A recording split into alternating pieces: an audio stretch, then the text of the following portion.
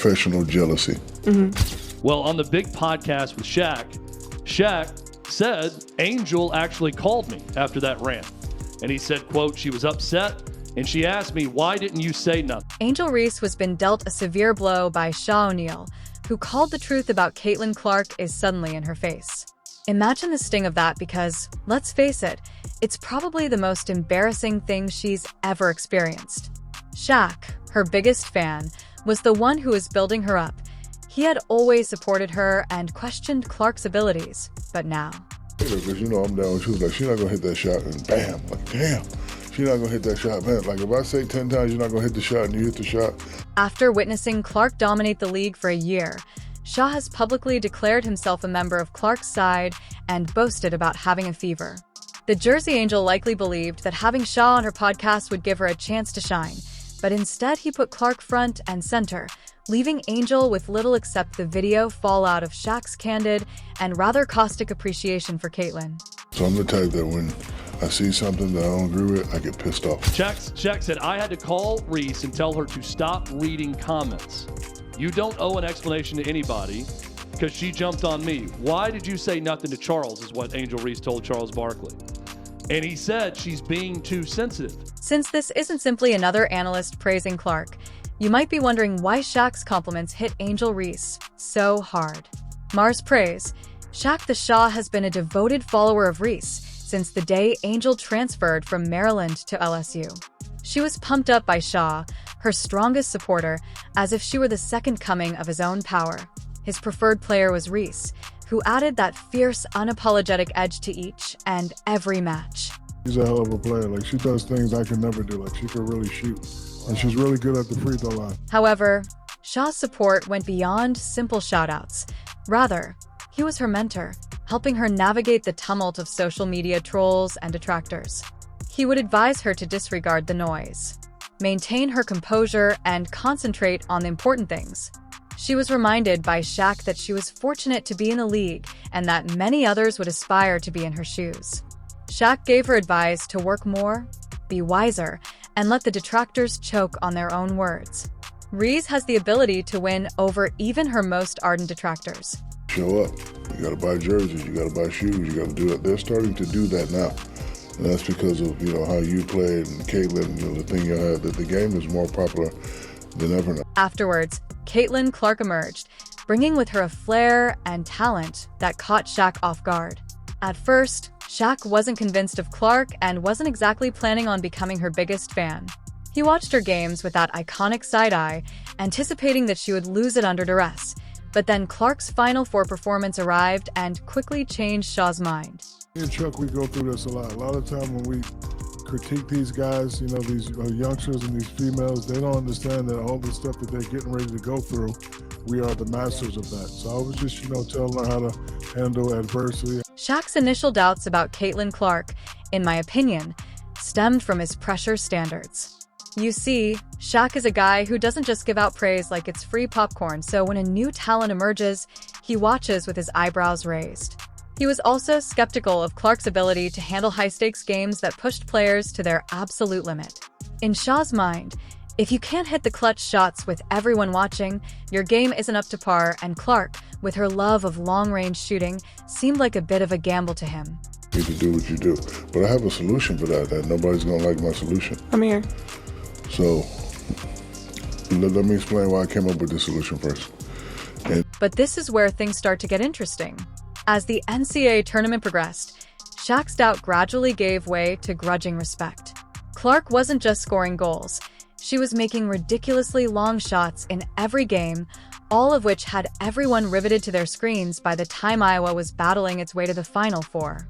Clark delivered cool as ice, knocking down shot after shot with the defenders practically in her face. Shaq was all eyes on Clark, waiting to see if she would falter or thrive under that intense pressure. Each bucket was like another nail in Shaw's doubts until he finally had to admit he was mistaken. I want to come and say, do this and do that. I would just come in and, giving her encouraging words, just telling her, to hang in there. Because when you're the best player and you play for a great coach like Kim Mulkey, they stay on you. However, Shaq's agreement was concluded in a single game. She didn't just throw it up. Instead, she nailed it with this effortless confidence that left Shaq speechless in that moment. Clark went from maybe she has something to she is the truth. Iowa was in a tight spot with every single point counting when she made this three-pointer from the logo. You read that right. I love, you know why I love Steph Curry? Because I've never seen that before. I've never seen that before. I've seen it a little bit in Mahmoud Abdul-Roh, but I've never seen a guy consistently come down. And if you look at what she's doing, stuff we've never seen before. Never seen nobody do that on a consistent basis.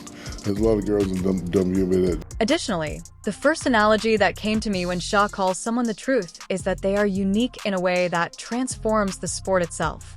Curry, Steph the 3-yes in Clark's signature made Shaq think of the revolution. There have been many talented shooters since Curry began playing in the NBA, but his consistency from deep downtown was something else entirely.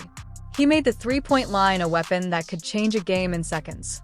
Player, you're expected to do everything. So I just told her, I said, listen, I know your coach is a little hard on you, but you have to accept it because you're the best player. She was redefining what a women's player could do on the court by demonstrating that three-pointers could provide just as much excitement as a dunk, as you can see by the way it attracted attention to the game and how each long-range shot had spectators on the edge of their seats.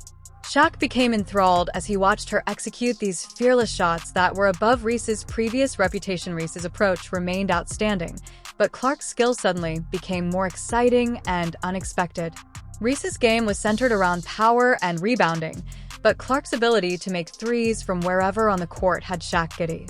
I'm watching y'all in the Final Four, I'm like, damn, and I was a hater because, I'm down. She was like, she's not going to hit that shot, and bam, like, damn, she's not going to hit. All of this contrasts sharply with players like Angel Reese, who offer that dependable strength-based style. Don't get it wrong, Shaw still appreciates the muscle Reese brings to the paint, but Reese's inside dominance feels more conventional than Clark's edge-of-your-seat play style. Shaw is drawn to Clark's unpredictable nature, and he doesn't hide it.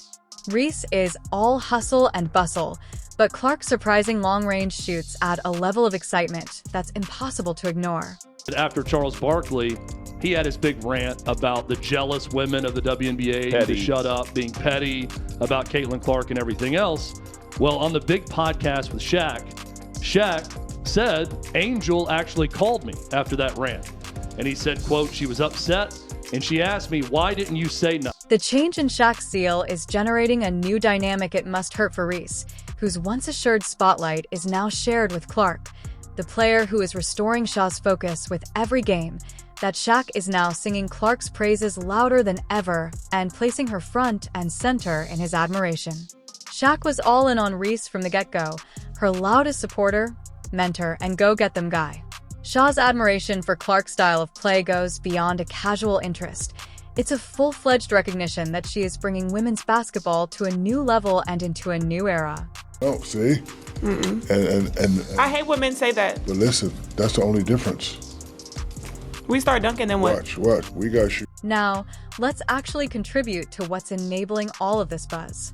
The competition between Clark and Reese. Shaq's observed that this Clark, according to Shaq, Clark versus Reese is developing a plot that keeps viewers riveted to the screen for Shaq, and Reese dynamic is bringing drama that the league sorely needs. Rivalries to drive sports. This rivalry could be the catalyst that makes the WNBA an event that fans want to watch, and Shaw recognizes that. But with all of this acclaim for Clark comes a harsh reality for Reese. It's precisely what women's basketball needed to create a story that supporters can support and invest in, possibly drawing in a completely new audience. Shaw's appreciation for Clark isn't only changing his perspective, it's also becoming center stage. Once considered a potential league icon with Shaq's full support, Reese now shares the stage with Clark, a player who Shaq believes has the ability to genuinely broaden the WNBA's appeal. It's not just about Clark's skill, though. It's also about her charisma, charm, and ability to make every game feel like an occasion. Shaw's subliminal hint that Clark could be the one to lead women's basketball into the future. Guys got some handles. Girls got some handles. Oh, we got this.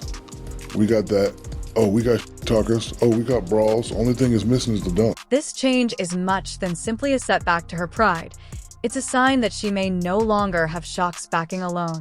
Despite Shaq's early allegiance, it appears that he has since switched his attention toward Clark, who is not just a talented player but also a true game changer in Shaq's eyes.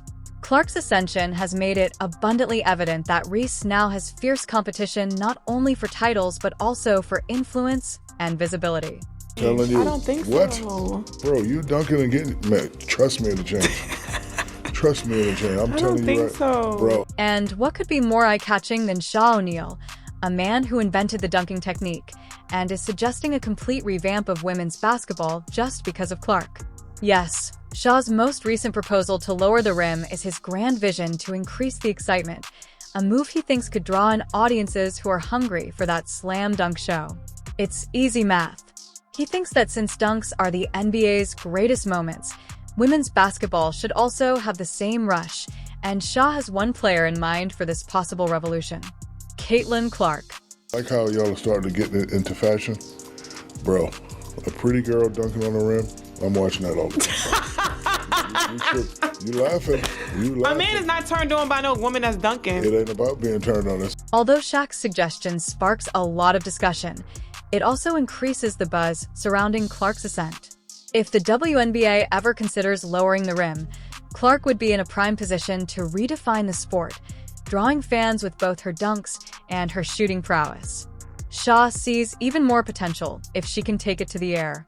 He's a big fan of her fearless long-range shooting and ball handling, but in Shaw's vision, Clark would be soaring above the rim dunking with the same intensity she brings to those deep threes. Yes, but Shaq's support lends it a weight that makes it difficult to overlook.